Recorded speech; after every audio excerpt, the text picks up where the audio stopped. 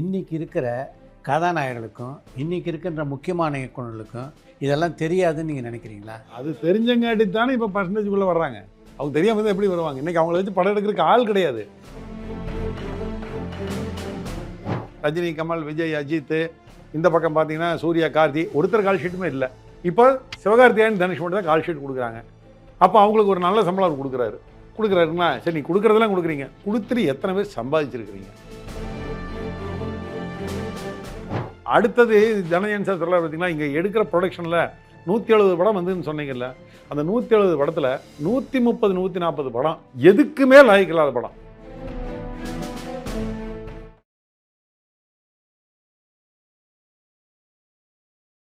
பொதுவாக என்ன சொல்கிறேன்னா, இப்போ நம்ம நிறைய பிரச்சனை சொல்கிறோம் இல்லையா? இன்றைக்கி ஓடிடியினுடைய வேலை பயங்கரமாக சரிஞ்சிருக்கு. சேட்டலைட்டு சுத்தமாக இல்லவே இல்லை. நார்த் இந்தியா மார்க்கெட் முன்ன மாதிரி இல்லை. பாதி படம் வாங்க மாட்டேன்றாங்க, வாங்கினா 50% ரேட் ஆகிடுச்சு. இன்றைக்கி இருக்கிற கதாநாயகர்களுக்கும் இன்றைக்கி இருக்கின்ற முக்கியமான இயக்குநர்களுக்கும் இதெல்லாம் தெரியாதுன்னு நீங்கள் நினைக்கிறீங்களா? அது தெரிஞ்சங்காட்டி தானே இப்போ பர்சன்டேஜுக்குள்ளே வர்றாங்க. அவங்க தெரியாமல் தான் எப்படி வருவாங்க? இன்றைக்கி அவங்கள வச்சு படம் எடுக்கிறதுக்கு ஆள் கிடையாது.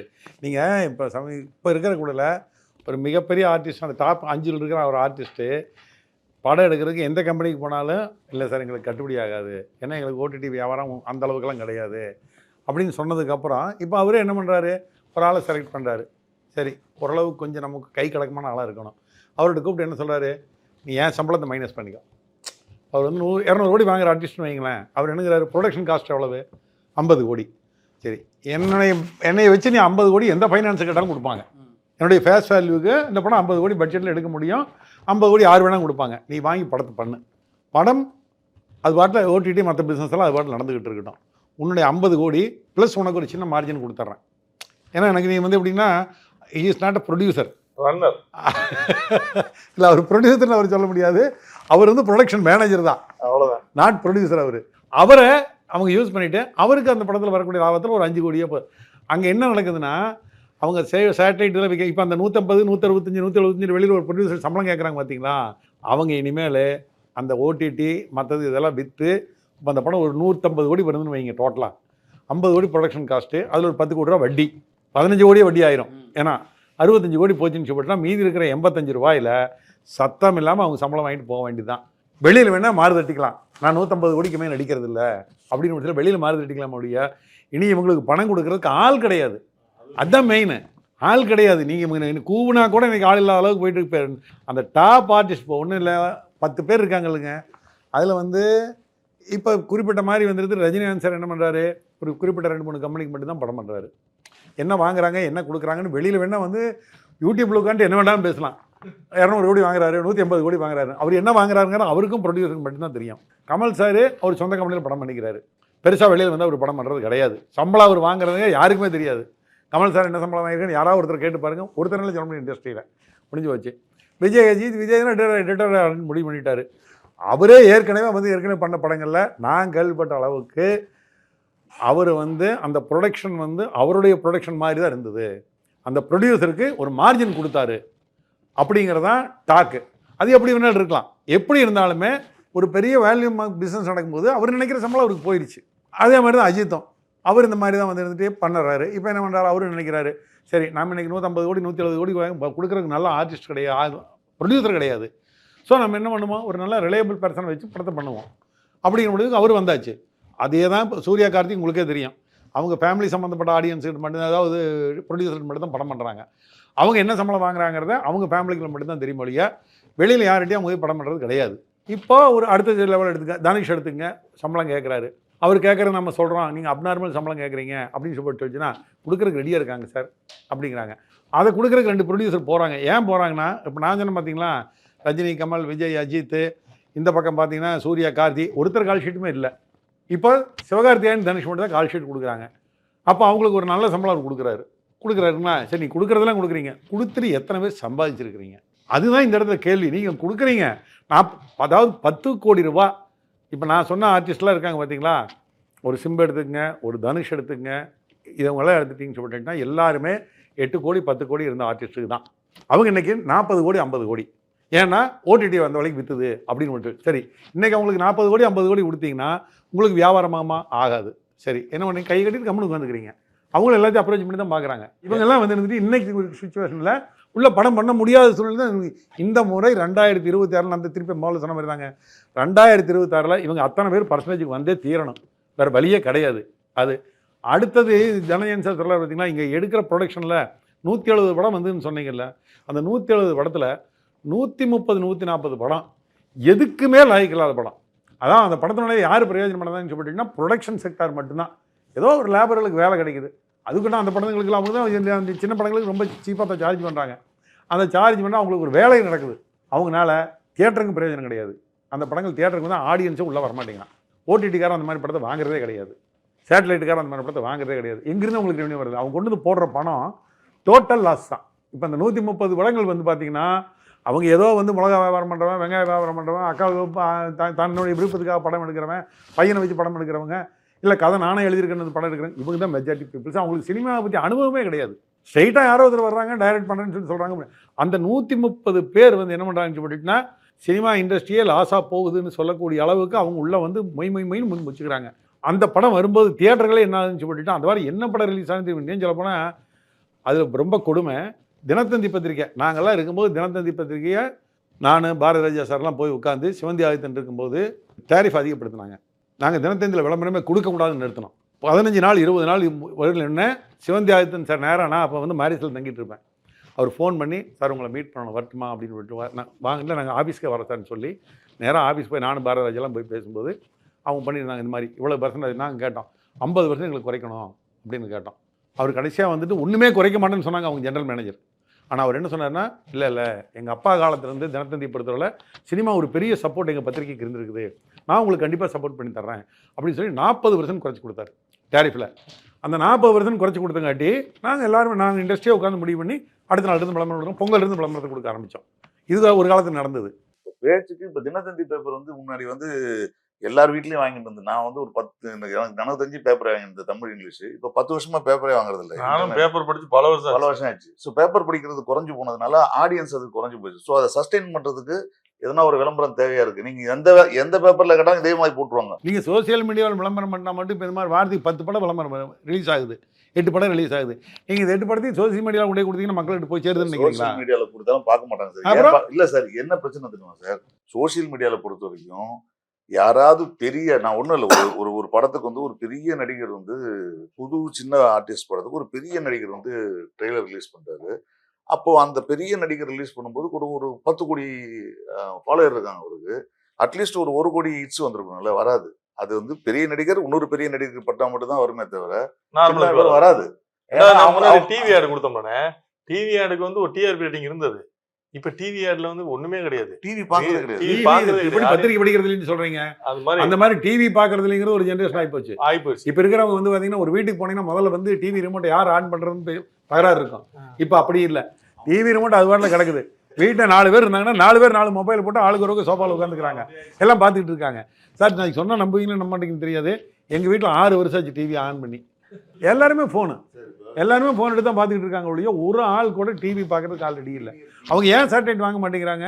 அவங்க ஆதிக்கமெல்லாம் குறைஞ்சி போச்சு, முடிஞ்சு போச்சு. இன்னைக்கு அவன் என்னங்கிறான், ஓடிடியில் படம் விளம்பரமே இல்லாமல் கொண்டு பிளக்க கொண்டு அந்த டிவியில் சொருவினான்னா, அப்பா அம்மா வயசானவங்களாக இருந்தால் கூட என்ன பண்ணுறான், அவன் வேலைக்கு போகும்போது அப்பா படம் ஆன் பண்ணி விட்டுறேன், நீங்கள் பார்த்துட்டு வேணுக்கு போய் சுவிட்ச் ஆஃப் பண்ணிக்கிறாங்க, மறுபடியும் வந்து ஆன் பண்ண, விளம்பரம் கிடையாது ஒன்றும் கிடையாது, அழகாக ஹோம் தியேட்டர் மாதிரி வீட்டுக்கு வந்து படம் பார்க்குறாங்க. இன்றைக்கி வந்து சேட்டலைட் டிவியினுடைய விளம்பரம் நிலைமையுமே வந்துருந்துட்டு பத்திரிகை நிலைமை மாதிரி ஆகிப்போச்சு. பத்திரிகை நிலைமை மாதிரி அதனால விலை கொடுக்க மாட்டேங்கிறாங்க. நடிகர் சம்பளத்தை பற்றி நீங்கள் சொன்னீங்க, இனி வந்து 100 கோடி ரூபாய் 200 கோடி ரூபாய் சம்பளம் அப்படின்றது கனவு அப்படின்றீங்களா?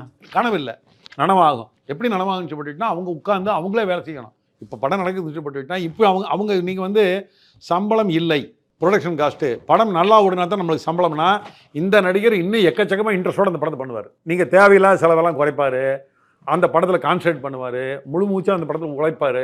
அப்போ நம்மளுக்கு நல்ல குவாலிட்டி கிடைக்கிறதுக்கு நிறைய சந்தர்ப்பம் இருக்குது. ஏன்னா அந்த படம் ஓடுறீங்கன்னா அவருக்கு ஒன்றும் வராது.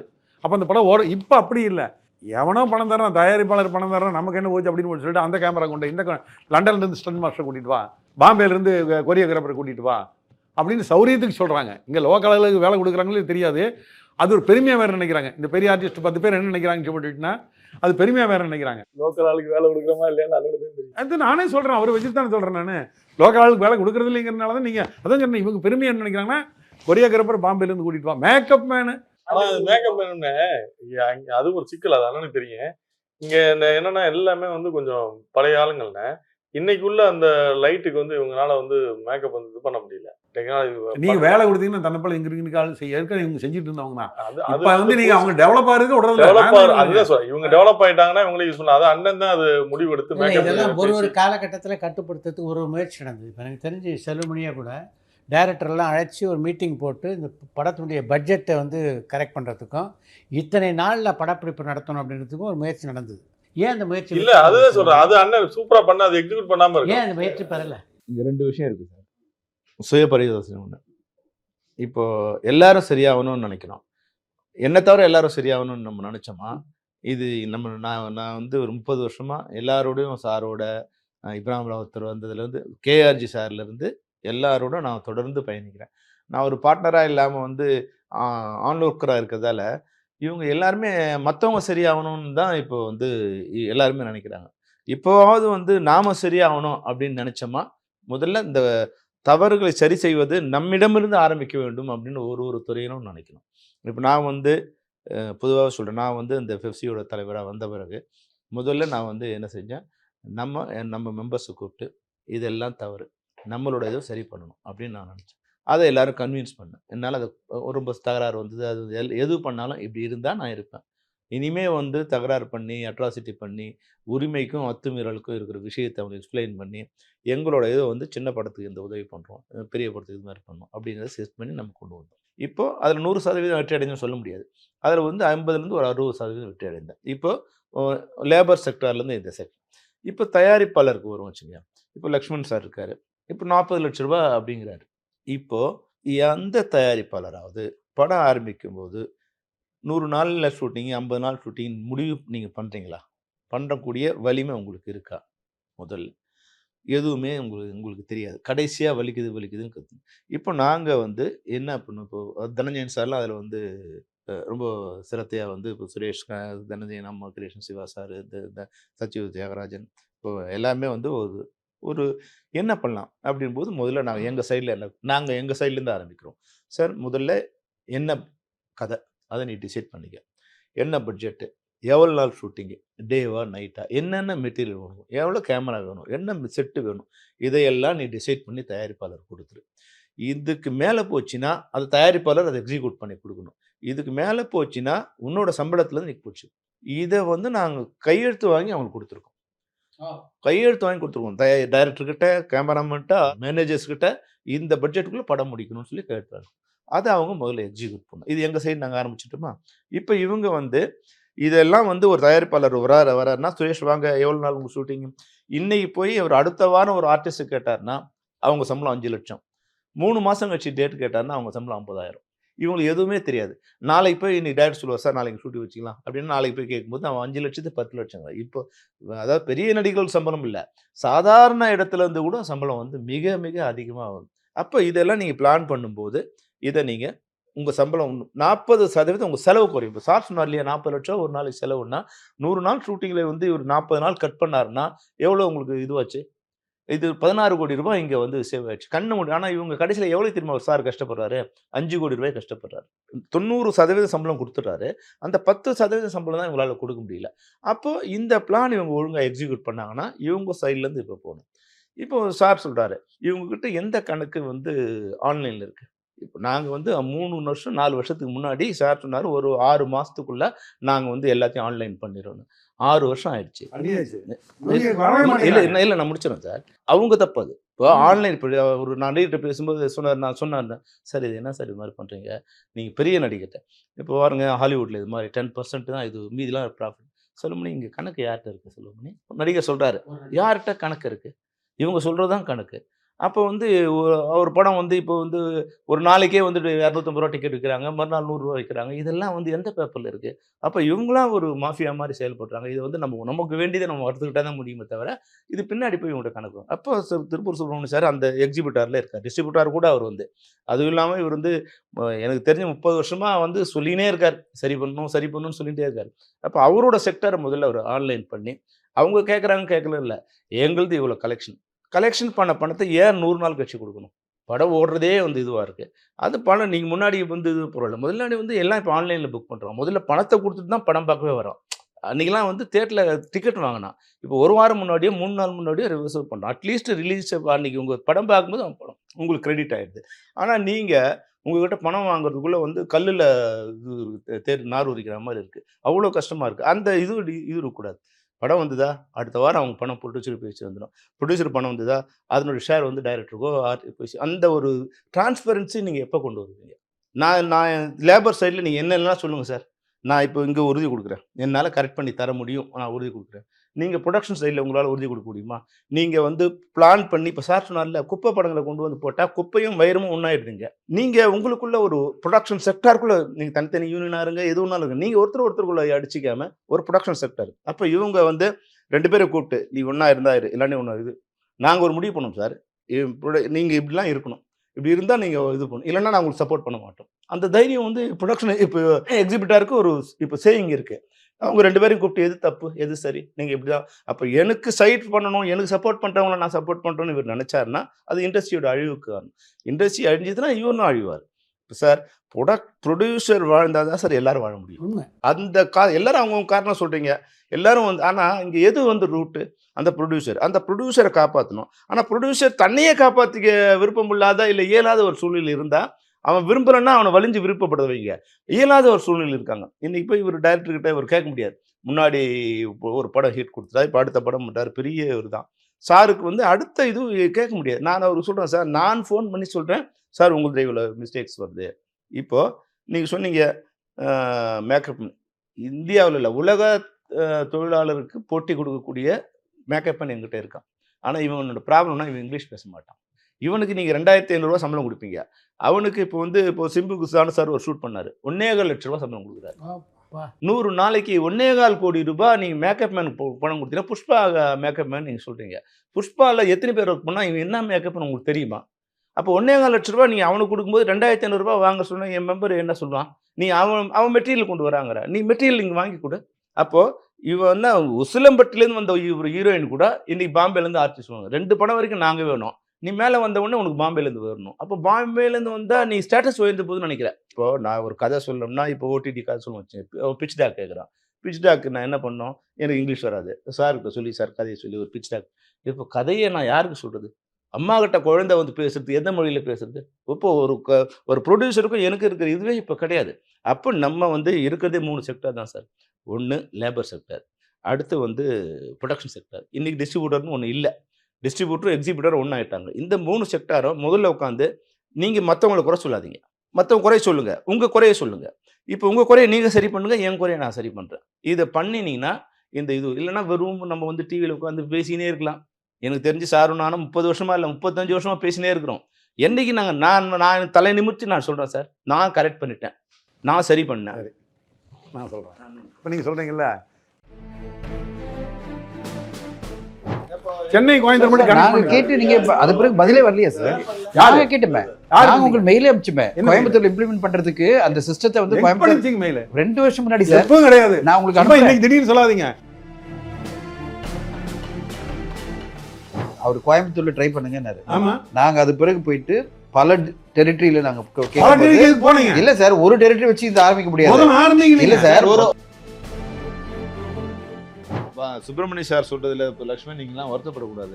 இன்னைக்கு இந்த விளைவுகளுக்கு வந்து தயாரிப்பாளர்கள் ஒரு முக்கிய காரணம். அவங்க ஒரு பயத்துல எது கணக்கு பார்த்தா வந்து இதுவாயிடும் பயத்துல. பரபரப்பான சினிமா செய்திகள், நட்சத்திரங்களின் பேட்டிகள், சினிமா வரலாறு ஆகியவற்றை பார்க்கவும் படிக்கவும் உங்களுக்கான இணையதளம் touringtalkies.co.